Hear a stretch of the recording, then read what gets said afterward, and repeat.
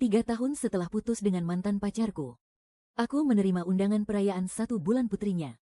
Tuan Lu, ini undangan perayaan 1 bulan putrinya Nona Zhao. Tolong wakilkan aku untuk memberinya angpau 2.000 saja. Melihat undangan bertinta emas yang disodorkan manajerku, hatiku tetap saja tak bisa menahan getaran perih. Setelah meraih gelar aktor dan aktris terbaik, topik tentang pernikahan dan kelahiran putri mereka memuncaki posisi pertama pencarian terhangat. Bahkan Zhao Suyu yang biasanya tidak suka tampil, tumben-tumbenan mengadakan siaran langsung. Selamat malam, semuanya. Sudah lama ya aku tidak siaran langsung. Perasaanku saat pertama kali menang penghargaan dan menjadi seorang ibu. Sebenarnya cukup campur aduk, ya. Biar aku perlihatkan pialanya pada kalian. Ini. Kok bisa begini? Di dalam sini ada sesuatu. Aku sudah menyiapkan segalanya untuk pernikahan kita. Ayo kita menikah. Gila, ini romantis banget. Kehidupan sang aktor dan aktris setelah menikah. Benar-benar seperti syuting drama idola, ya. Iya, kalau aku tidak salah ingat. Waktu itu dia kan masih berpacaran dengan Lu Jingchuan. Aku sama sekali tidak menyangka. Kejutan bahagia yang belum sempat kuucapkan ini. 3 tahun kemudian malah terungkap ke publik dengan cara seperti ini. Sayang, di mana putri kita? Tidak bisa, aku harus mematikan siarannya, maaf ya. Netizen penikmat gosip yang masih penasaran. Dengan gila-gilaan membanjiri akunku dengan komentar. Bahkan ada yang menggali lebih banyak interaksi masa lalu kami. Memperhatikan detailnya dan bertanya apakah kejutan itu aku yang menyiapkannya. Tapi, entah iya atau bukan. Apa itu masih penting sekarang? Lagi pula, sisa kenangan manis yang sudah usang adalah hal yang paling menyakitkan. Saat baru menjalin hubungan dengan Zhao Suyu, aku sudah menjadi aktor dengan prestasi gemilang. Sedangkan dia cuma pemeran figuran yang tidak dikenal siapapun. Aku sangat mengagumi bakatnya. Karena itu, aku mengerahkan seluruh koneksiku di industri ini untuk membantunya. Bahkan di hari dia masuk nominasi penghargaan Naga Biru. Setelah memastikan semua detail untuk pernikahan kami. Sebelum kru acara memberikannya piala itu, aku lebih dulu mengambil piala tersebut. Dengan penuh harapan, aku menyembunyikan cincin dan sebuah surat kecil di dalamnya. Hanya dengan membayangkan ekspresi terkejutnya saat menemukan kejutan itu. Jantungku rasanya berdebar kencang, nyaris melompat keluar. Tapi malam itu, aku menunggu lama sampai larut malam. Hanya untuk melihat dia pulang dalam keadaan mabuk berat, dipapah oleh Cheng Xinhe. Lu Jingchuan. Kenapa kamu bisa bersama dengannya? Terserah kamu mau bilang apa. Kita putus saja. Kamu serius? Aku sudah lelah, Jingchuan. Aku tidak membalas pertanyaan para netizen. Aku hanya lanjut membaca naskah untuk syuting yang akan segera dimulai. Tapi saat aku mematikan lampu dan bersiap untuk tidur, ponselku berbunyi ting dan ada pesan masuk darinya. Kamu sibuk dulu, apa kamu berencana melamarku? Aku sama sekali tidak membalas pesannya. Semua yang sudah berlalu, biarlah berlalu. Namun, aku benar-benar tidak menyangka kalau gosip tentang aku dan Zhao Suyu akan menjadi semakin heboh di internet. Sampai-sampai, Cheng Xinhe ikut-ikutan melakukan siaran langsung. Surat kecil itu, aku yang menulisnya. Maaf banget ya, sudah membuat kalian semua menebak-nebak selama ini. Sebenarnya, ini adalah rahasia romantis antara aku dan istriku. Nona Zhao sangat mencintaiku. Wah, memang pantas dipanggil Yu Bao. Pria yang rela dia nikahi, bahkan sampai berani membayar denda penalti puluhan juta. Pernikahan abad ini, siapa coba yang bisa lupa? Pasangan cepku ini harus bersatu selamanya. Oh iya. Ada satu kabar baik lagi untuk kalian semua. Masa-masa menemani istriku cuti melahirkan di rumah sudah selesai. Aku akan segera komebak. Syuting drama baruku akan dimulai besok. Mendengar itu, aku terdiam sejenak. Firasat buruk tiba-tiba muncul di hatiku. Dan saat aku tiba di lokasi syuting keesokan harinya, sedikit rasa gelisah di hatiku akhirnya terbukti juga. Aku mencari sudut yang sepi dan duduk di sana. Kebetulan, sahabatku mengirimkan pesan. Dia bertanya, bagaimana perasaanku di hari pertama kembali bekerja. Aku baru menyadari sesuatu. Ternyata, aku sudah berhenti bekerja selama 3 tahun. Saat putus dengan Zhao Suyu dulu, hatiku benar-benar hancur. Aku sama sekali tidak punya semangat untuk bekerja. Waktu itu, aku seperti orang gila. Setiap hari, aku menunggunya di beberapa tempat yang sering dia kunjungi. Hanya dengan satu harapan, bisa melihatnya lagi. Tak terhitung berapa kali aku mencari alasan untuknya di dalam hati. Mungkin, dia hanya kebetulan mengantarnya pulang. Atau mungkin, aku yang salah paham. Tapi, setelah aku menunggu di tengah angin dingin sampai tubuhku membeku, yang kulihat justru dia, menggandeng erat tangan Chen Xinghei, dan berjalan tergesa-gesa melewatiku begitu saja. Suyu, tolong jangan putus denganku, ya. Aku sudah mempersiapkan segalanya. Hanya kurang dirimu. Lu Jingchuan, tolong jangan begini. Aku sudah jatuh cinta pada Xinghei. Sejak saat itu, dimulailah perseteruan panjang antara aku dan dia. Aku membongkar perselingkuhannya di internet. Namun, melihat hujatan netizen yang menyerangnya, sama sekali tidak membuatku merasa bahagia. Di malam hari, aku menyiksa diriku sendiri. Melihat postingan kemesraan mereka berdua secara berulang-ulang. Rasa sakit karena dikhianati. Bagaikan belatung pemakan bangkai. Yang tak henti-hentinya menggigit dan menyiksaku. Sampai akhirnya, Chen Xinghei ikut campur dalam pertarungan besar ini. Barulah aku menyadari satu hal. Mereka ternyata sudah bersekongkol untuk memutus semua pekerjaanku.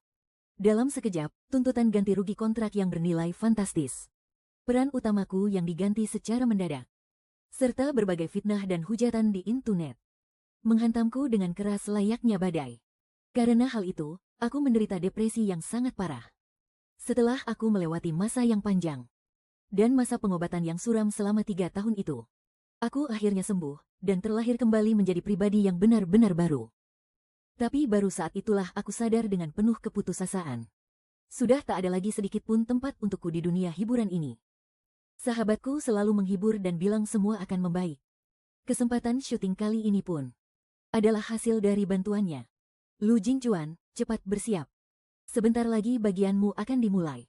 Segala keangkuhan dan amarahku sudah lama terkikis habis. Aku bukanlah lagi Lu Jingchuan yang berjaya dan berkuasa seperti dulu. Ya ampun, ternyata benar-benar Lu Jingchuan ya. Dan dia cuma jadi pemeran pendukung ketiga. Sutradara, kau berani sekali ya memilih orang. Mantan aktor terbaik malah kau jadikan pemeran figuran. Dia itu cuma titipan dari seorang teman yang pakai koneksi, Pak Chen. Kalau Bapak merasa terganggu, aku akan langsung menyuruhnya pergi. Halah, dia kan cuma aktor yang sudah kedaluarsa. Mana bisa dia bikin ulah.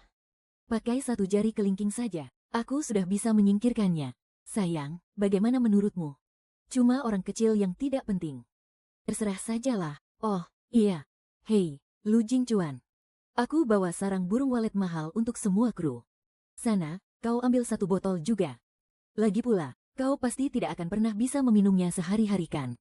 Aku tidak mempedulikannya. Aku langsung berjalan menuju lokasi syuting. Setelah berdiskusi singkat dengan penata kamera, aku pun dengan cepat meresapi peranku. Akting seolah sudah mendarah daging dalam diriku. Sekali pemanasan saja, emosinya langsung mengalir begitu mulus dari tatapan mataku. Dialog sepanjang itu bisa langsung sempurna dalam satu kali coba. Ternyata dia benar-benar masih hebat. Saat waktu istirahat tiba, aku bersembunyi di tangga darurat. Dengan tangan gemetar, aku menyalakan sebatang rokok. Biar sajalah seperti ini dulu. Biarkan aku bernapas sebentar. Saat aku sedang berpikir, pintu di belakangku tiba-tiba berderit terbuka.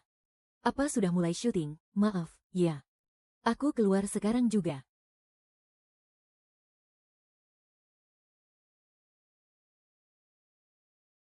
Kamu, sekarang merokok. Kedepannya, tolong jangan merokok lagi. Semalam aku kirim pesan, tapi kamu tidak membalasnya. Apa malam itu, kamu berniat melamarku? Hatiku terasa seperti tersengat panas.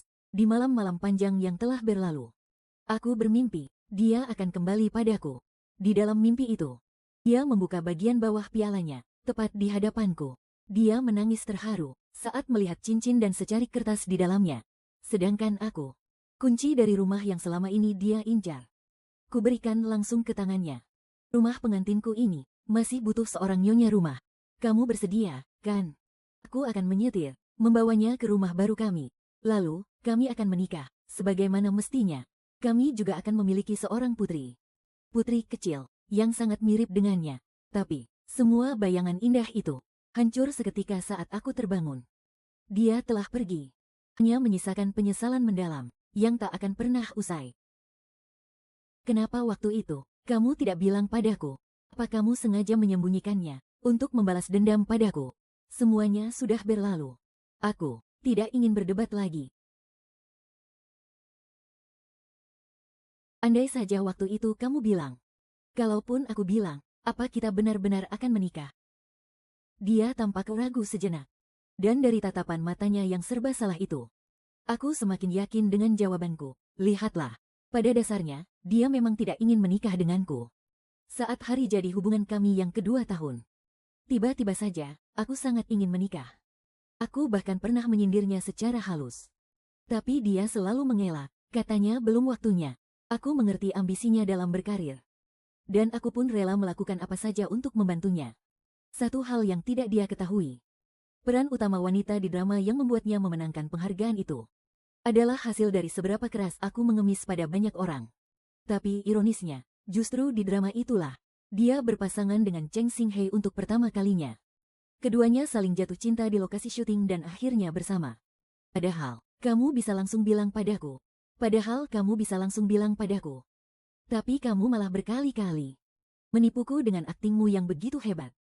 Membuatku perlahan tenggelam dalam ilusi bahwa kamu sangat mencintaiku. Lalu tiba-tiba suatu hari, kamu menjauh dan pergi meninggalkan hidupku. Reservasi hotel itu pada akhirnya aku batalkan.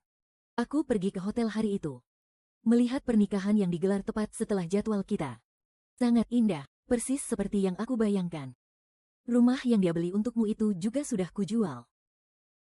Pemilik barunya adalah sepasang suami istri yang sangat mesra. Pernikahan yang susah payah aku siapkan untukmu itu. Masa depan yang pernah aku janjikan padamu, semuanya sudah kuwujudkan. Tapi semuanya juga sudah kamu hancurkan. Tidak mungkin. Xinghei bilang, kamu masuk ke mobil Liu Ruyan tengah malam. Kalian pikir orang-orang tidak tahu apa yang kalian lakukan? Itu semua pasti sudah kamu siapkan. Demi pernikahanmu dengannya, kan? Kalau kamu ngomong begini cuma buat memancing emosiku. Biar aku kasih tahu satu hal. Rencanamu itu tidak akan berhasil. Aku tertegun sejenak. Lalu aku baru sadar. Semua orang di industri hiburan tahu kalau Liu Ruyan sudah mengejarku selama bertahun-tahun. Setelah jadian dengan Zhao Suyu, demi membuatnya tenang, aku sengaja menghindari semua kontak dengan Liu Ruyan. Aku sengaja datang untuk memberimu bunga. Selamat atas syuting terakhirmu. Padahal, demi mendapatkan peran utama wanita untuk Zhao Suyu, setelah berkali-kali gagal melobi sana-sini, hanya Liu Ruyan yang mau membantuku. Aku masuk ke mobilnya murni untuk memperjuangkan peran itu untuknya. Tapi dia malah memfitnahku sekeji ini. Aku mendorong pintu, baru saja hendak keluar. Tapi tiba-tiba melihat Cheng Xinghei berdiri di ambang pintu. Kamu. Apa yang kalian lakukan di dalam? Kamu berani menggoda istriku sampai ke tempat ini. Tolong sadar diri ya, dia itu sudah punya suami. Sekarang hidupnya malah menyedihkan kayak anjing. Mau dapat peran saja harus mengemis belas kasihan orang. Pakai apa kamu mau membandingkan dirimu denganku? 3 tahun lalu, dia sudah punya pacar. Sepertinya itu juga tidak menghalangimu untuk menyebar fitnah. Dia sadar kalau dia salah. Tapi malah mau main tangan memukulku lagi. Melihat itu, aku langsung berbalik dan menendangnya sampai terpental. Satu tendangan itu langsung membuatnya linglung. Beraninya kamu memukulku. Kamu benar-benar berani memukulku. Suyu, dia berani memukulku. Zhao Suyu sama sekali tidak memedulikannya. Tadi kamu bilang, menyebar fitnah. Aku mendongak dan menatap matanya lekat-lekat. Apa masih perlu dibahas lagi? Jangan bicara sembarangan kau di sini. Cheng Xinghei sengaja meninggikan suaranya, memancing perhatian orang-orang di lokasi syuting. Melihat aku dan dia sedang bertengkar, sutradara Li bergegas maju dan langsung mendorongku hingga jatuh ke tanah. Tuan Cheng, aduh, Tuan Cheng kesayanganku, kamu tidak apa-apa. Ngapain kalian bengong saja? Cepat bantu Tuan Cheng ke ruang istirahat, panggil dokter. Kamu tidak perlu ikut syuting lagi. Enyah dari sini sekarang juga. Cepat kemasi barang-barangmu dan pergi dari lokasi syutingku. Aku menghela napas panjang. Dulu, saat aku sedang berada di puncak kejayaan. Sutradara Lee sampai memohon dan hampir bersujud agar aku mau main di filmnya. Tapi sekarang, saat aku sedang jatuh terpuruk, dia malah ingin mencabik-cabikku untuk dijadikan batu loncatan bagi Cheng Xinghei. Boleh saja aku pergi, tapi bayar dulu upahku untuk hari ini. Kamu tahu tidak, apa yang sedang kamu lakukan? Kamu benar-benar sudah gila karena miskin ya? Hah, benar juga. Bahkan pemeran figuran saja tetap dibayar harian, kan? Jadi, Sutradara Lee, bagaimana Anda mau membayarnya? Aku memang sangat butuh uang. Lagi pula, sedikit uang yang kuhasilkan dari ketenaranku di masa muda dulu sudah ludes tak tersisa dalam 3 tahun itu. Selama beberapa tahun ini, aku hanya bisa mengandalkan sahabatku untuk menanggung semua biaya pengobatan depresiku. Setelah pergi dari lokasi syuting, aku menelepon sahabatku. Dia tidak marah sama sekali, dan malah menenangkanku. Tidak apa-apa, kawan. Aku selalu mendukungmu. Aku sangat terharu dengan kepercayaannya yang begitu tulus. Air mata pun tak terasa menetes membasahi pipiku. Langit mulai menurunkan gerimis. Rintik hujan perlahan membasahi pakaianku. Rasa dingin mulai meresap, sedikit demi sedikit, menusuk hingga ke jantungku. Saat aku sedang bingung mencari tempat untuk berteduh, sebuah payung tiba-tiba menaungi kepalaku.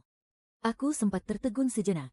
Dan saat menoleh, wajah Liu Ruyin tiba-tiba sudah ada di dekatku. Jangan sampai kebasahan. Aku membuka mulutku. Ingin bertanya sejak kapan dia ada di sana. Dan sudah berapa lama dia menungguku. Tapi belum sempat kata-kata itu terucap. Dia sudah memotong ucapanku. Kau mau mencicipi masakanku. Kebetulan aku juga sedikit lapar. Boleh aku pinjam dapurmu sebentar? Kau tidak keberatan, kan?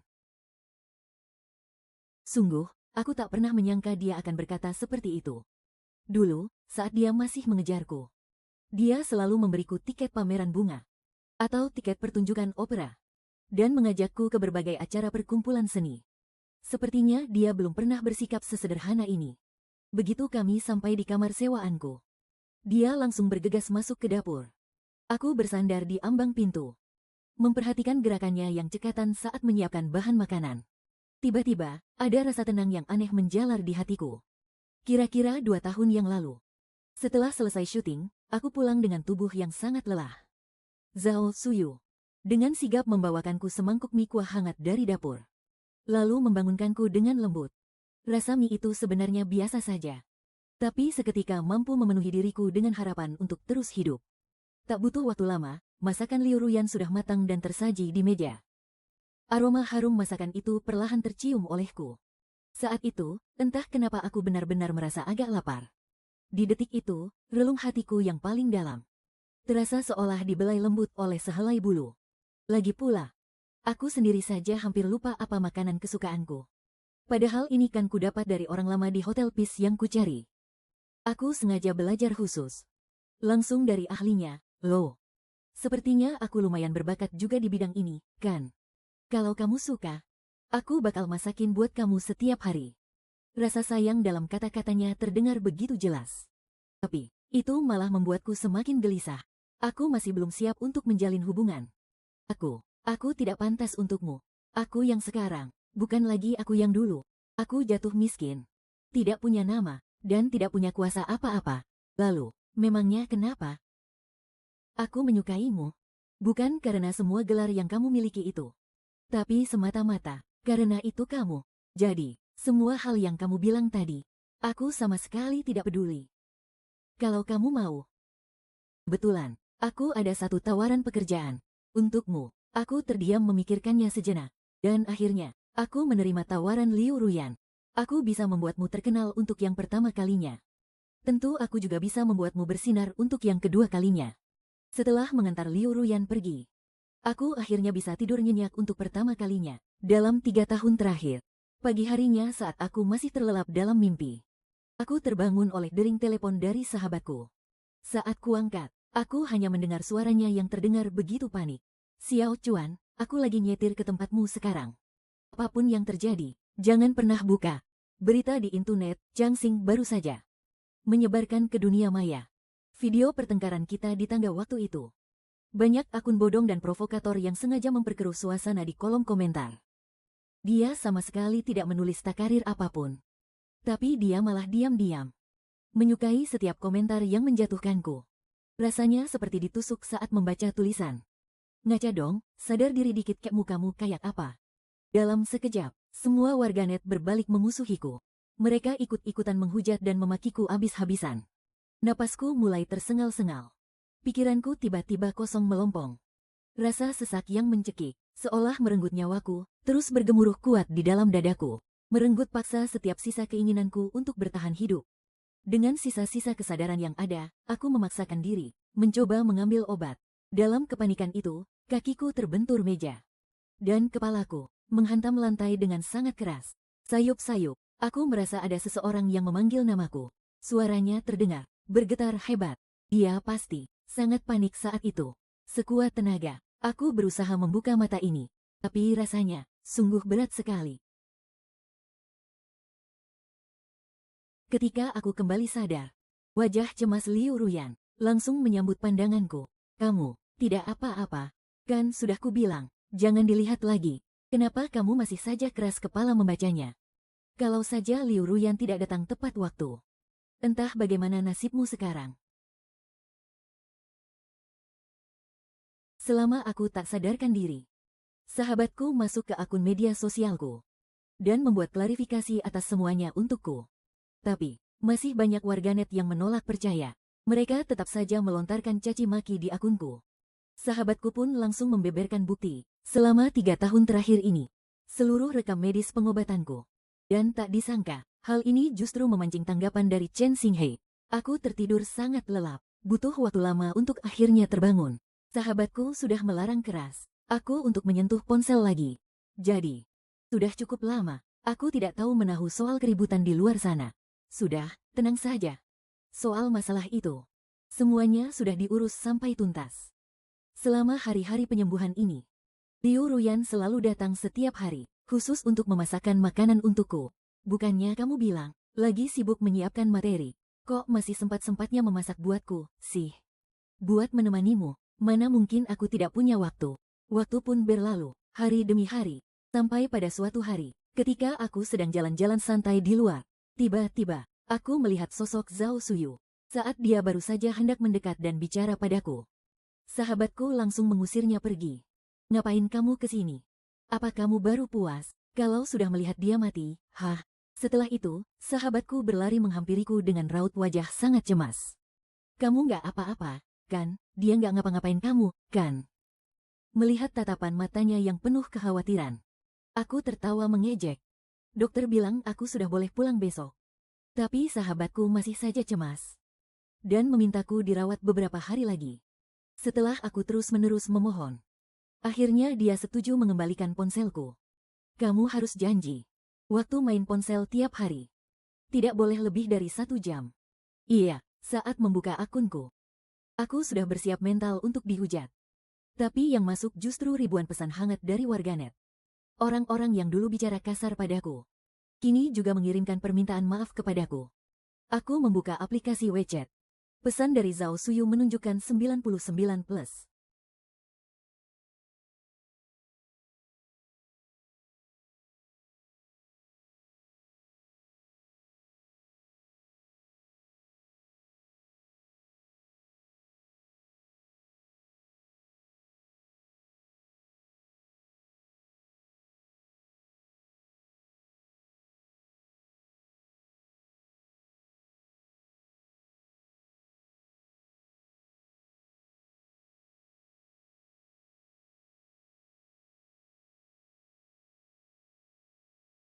Entah kenapa, aku tiba-tiba teringat saat syuting adegan berkuda beberapa tahun lalu.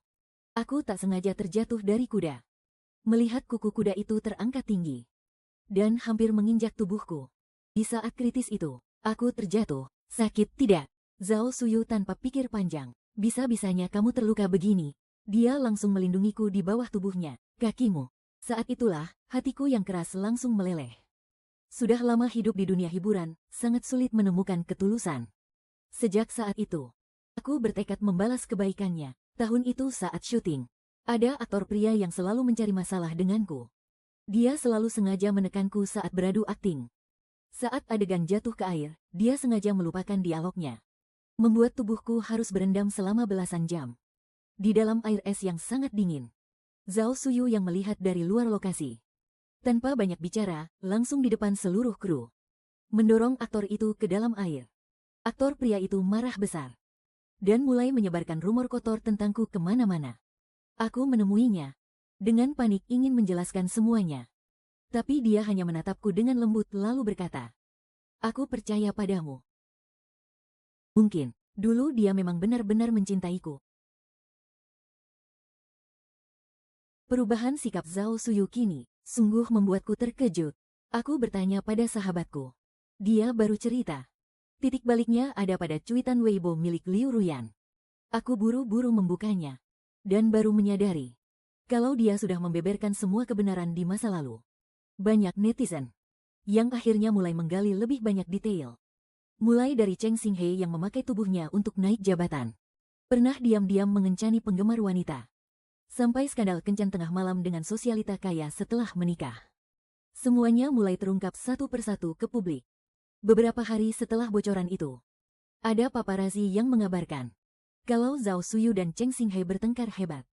Tapi Cheng Xinghe mati-matian menolak cerai. Karena sudah sangat terdesak. Zhao Suyu langsung mengunggah di Weibo bukti obrolan mesra Cheng Xinghe dengan wanita lain. Seketika kehebohan publik pun mencapai puncaknya. Zhao Suyu mulai terus-terusan mengirimiku pesan. Dia seolah ingin menebus semua permintaan maafnya selama bertahun-tahun ini kepadaku.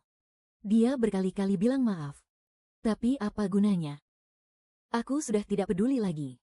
Dia mengunggah tulisan panjang di internet untuk mengklarifikasi drama hujatan 3 tahun lalu. Dan semua fitnahan yang dia tujukan padaku. Tapi, apa sebuah klarifikasi lantas pantas mendapat maaf? Semua kenangan menyakitkan itu sudah telanjur kualami. Kan? Di hari ulang tahunku yang ke-30, sahabatku dan Liu Ruyan datang sangat awal ke rumahku. Saat lampu dimatikan, Liu Ruyan membawakan kue ulang tahun ke hadapanku. Aku menatap lekat-lekat tarian cahaya lilin di atas kue ulang tahun itu. Sampai akhirnya Liu Ruyan menyuruhku berdoa. Ayo, cepat buat permohonan. Aku memejamkan mata, berdoa agar teman-temanku selalu baik-baik saja.